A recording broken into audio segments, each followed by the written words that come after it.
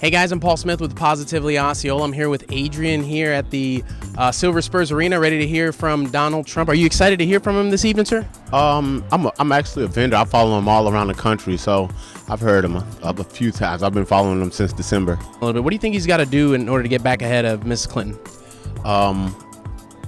I just think he's going to pull out of it. You know, I think he said a lot of things that made him look kind of foolish and kind of deterred a lot of people.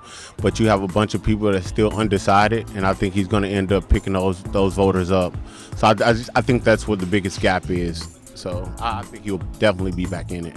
I hear you. And now he's in the Silver Spurs Arena tonight, while Mrs. Clinton held hers in a smaller portion of this facility. What does that say to you? Well, just because I follow him all over the country, Trump has like the best supporters.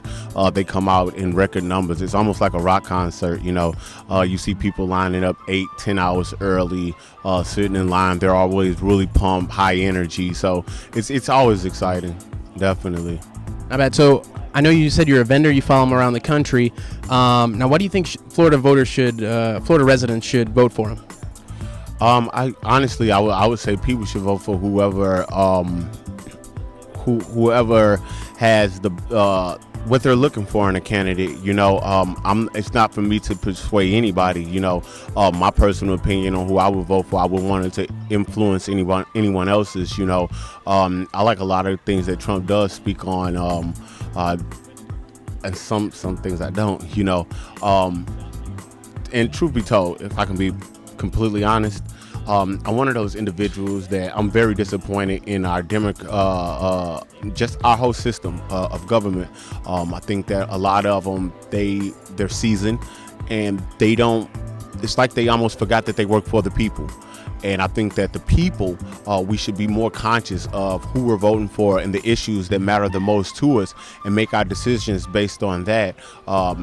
Ever since I've been voting, I can't say that a politician or any form of government has changed my life in any kind of significant way, and that's what's disappointing. You know, especially like with this election, it's kind of scary. I hear that. So, I mean, would you say you've made your decision on who you're going to be voting for in November? No, I don't think I'm going to vote this year. What? Not at all. Not at all. Why is that?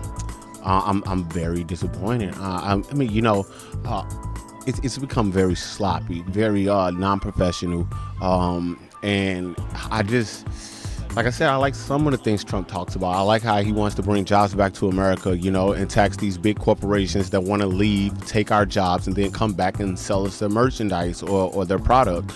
You know, let's give them some kind of incentive to stay here. Jobs are very important in this country. I do like that he's a businessman, and with the way and the shape that this economy is in, I think that he can do some justice for us, you know, in that sense. I like how I have children, so I like how he's passionate about education in this country and making us number one again, and number one in infrastructure and things of that nature. So it's just his passion and how outspoken he is. I liked him before he was running for president. You know, he says what he feels. You know, he can't be bought.